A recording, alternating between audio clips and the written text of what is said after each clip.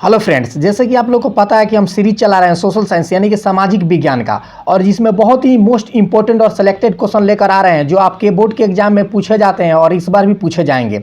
और ये जो सीरीज है काफ़ी इंपॉर्टेंट है क्योंकि हम चैप्टर वाइज कंप्लीट कर रहे हैं और कोई भी क्वेश्चन होता है वो चैप्टर से ही बनता है। तो चैप्टर वाइज कंप्लीट करेंगे तो टोटली हमें पूरा कवर हो जाएगा। तो चलिए हम स्टार्ट करते हैं पार्ट 8 का फर्स्ट क्वेश्चन के साथ। और पार्ट 1 से 7 तक हम ऑलरेडी कवर कर चुके हैं, जो नहीं देखे हैं वो देख सकते हैं। चलिए हम फर्स्ट जो हमारा क्वेश्चन है वो देखते हैं क्या है।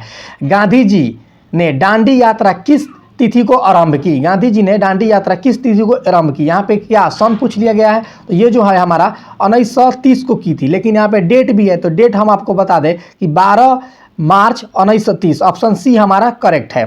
ठीक है, उसके बाद हम नेक्स्ट आगे बढ़ते हैं क्वेश्चन नंबर 2 पर। पृथ्वी की सतह पर पहुंचने वाली पहली तरंग को किस नाम से जाना जाता है? पृथ्वी की सतह पर पहुंचने वाली जो पहला जो तरंग है वो किस नाम से जाना जाता है? देखिए, तो वो जाना जाता है पी तरंग, यानी कि ऑप्शन ए हमारा सही है।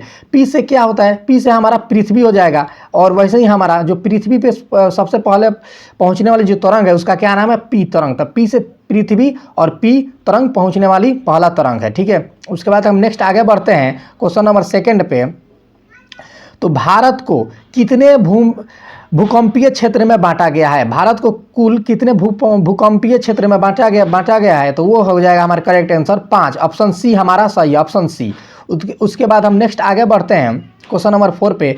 गांधी जी ने असहयोग आंदोलन की शुरुआत कब की? असहयोग आंदोलन की शुरुआत गांधी जी ने कब की थी? तो ये जो की थी 1920 ईस्वी में की थी। तो 1920 चारों हमारा ऑप्शन है, लेकिन वो है 1 अगस्त 1920। ऑप्शन सी हमारा सही है। उसके बाद हम नेक्स्ट आगे बढ़ते हैं।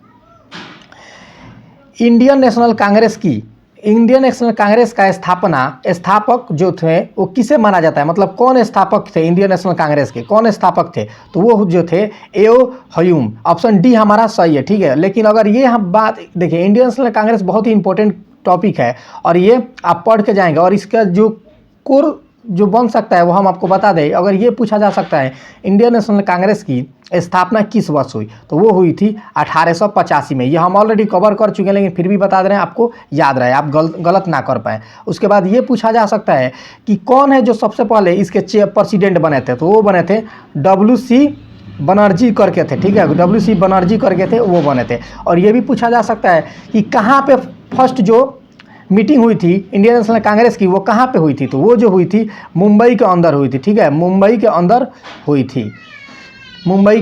हुई थी। लेकिन मुंबई में वहाँ पे ये चीज़ ना पूछा जाए, यहाँ पे सन पूछा जा सकता है, और फर्स्ट चेयरमैन प्रेसिडेंट पूछा जा सकता है, फाउंडर तो ये है। और ये भी पूछा जा सकता है कहाँ पे हुई थी? मुंबई में। मुंबई एक संस्कृत इंस्टीट्यूट है, वहीं पे हुई थी। ठीक है, तो नेक्स्ट हम आगे बढ़ते हैं 6 नंबर पे।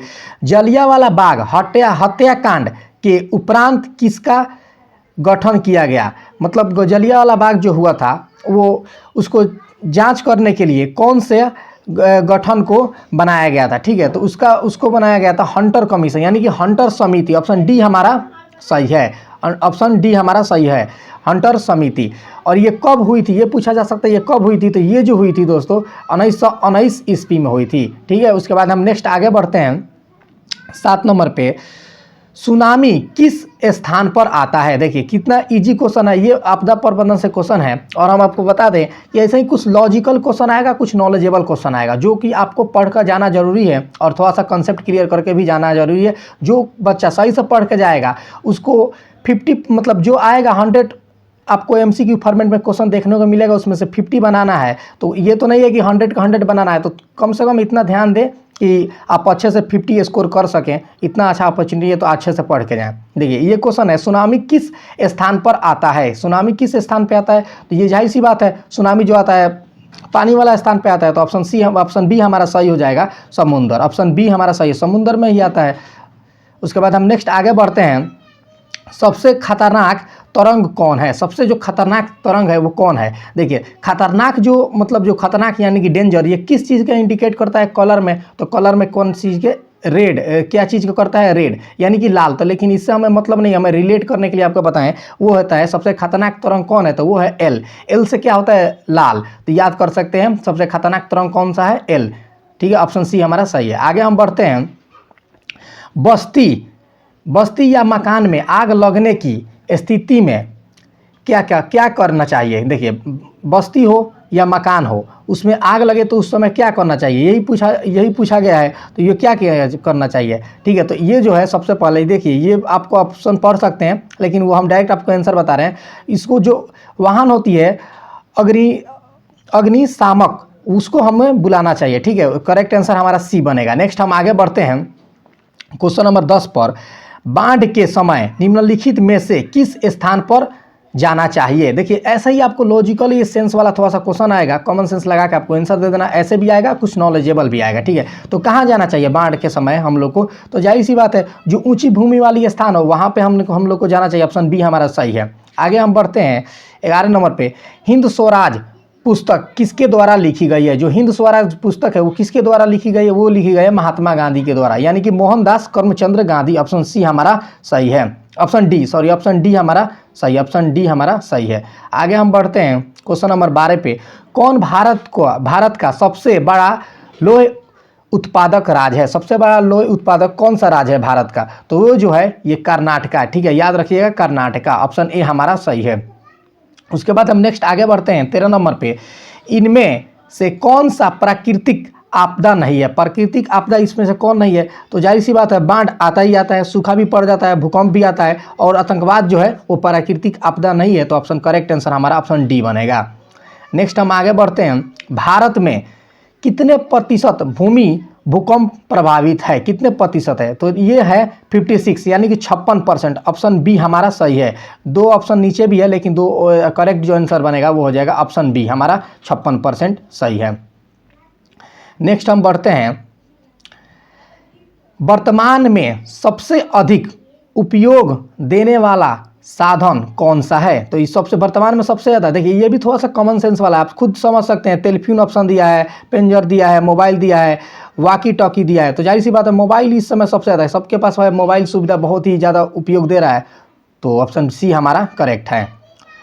नेक्स्ट हम आगे बढ़ते हैं। भारत में लगभग कितने प्रकार के खनिज पाए जाते हैं। भारत में जो लगभग कितने प्रकार के खनिज, देखिए 100 से थोड़ा सा ज़्यादा पाया जाता है, 100 से अधिक पाया जाता है। तो करेक्ट आंसर यहाँ पर लगभग पूछा है, तो वो हो जाएगा हमारा correct answer option B 100। Option B हमारा सही है।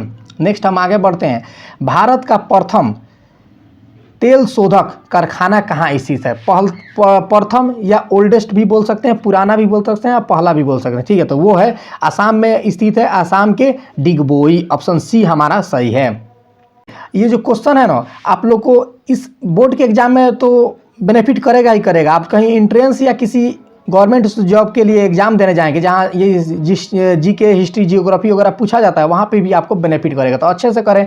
और ये नहीं पता हम लोग को कौन सा क्वेश्चन आ जाए, तो ये हो सकता है कि लास्ट जो क्वेश्चन वो भी आ सकता है, मिडिल वाला भी आ सकता है, बीच वाला भी आ सकता है, मतलब और फर्स्ट वाला भी। तो अच्छे से पूरा कंप्लीट करें। हो सकता है वीडियो को थोड़ा फास्ट कर ले और बार बार देखें, रिवाइज करें, ठीक है। नेक्स्ट हम आगे बढ़ते हैं। 17 हो गया था। 18 नंबर पे।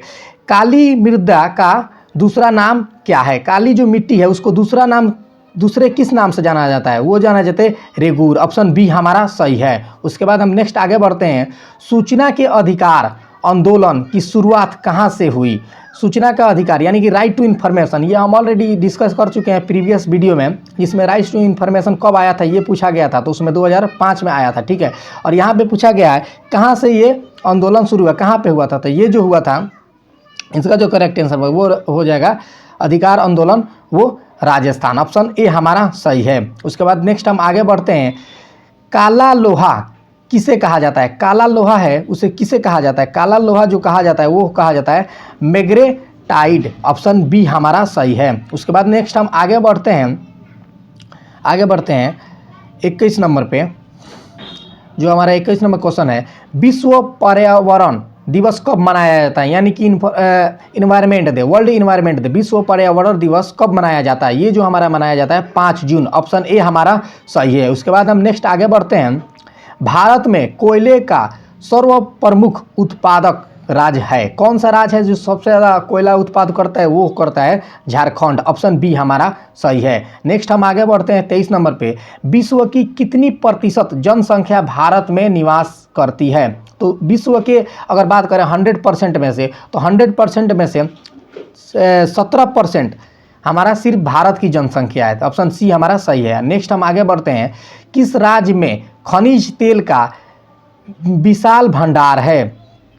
किस राज्य में सबसे ज़्यादा विशाल माने सबसे ज़्यादा तेल खनिज उत्पादन होता है, ठीक है, बनता है, उसका फैक्ट्री कारखाना कहाँ पे है? तो वो है असम में। और असम में ही हमें, असम में ऑप्शन ए हमारा सही है, असम। और अगर यहीं अगर एक डिगबोई था जो ओल्डेस्ट है, वो असम के ही अंदर था, ठीक है, प्रथम। उसके बाद नेक्स्ट हम आगे बढ़ते हैं, पेट्रोलियम किस प्रकार का संसाधन है? पेट्रोलियम जो है वो किस प्रकार का साधन है? तो वो है अनविकरणीय। ऑप्शन ए हमारा सही है। तो इसी के साथ जो हमारा पार्ट 8 था वो भी कंप्लीट हुआ, ठीक है। और दोस्तों, और इस वीडियो को शेयर करें, लाइक करें, सब्सक्राइब कर दें, ताकि हमें भी मोटिवेट मिले और ही ज़्यादा, और हम इस सीरीज को आगे बढ़ाएं। और ऐसे भी हम काफ़ी सिलेक्टेड क्वेश्चन लेकर आने वाले हैं। तब तक मिलते हैं हम पार्ट 9 में।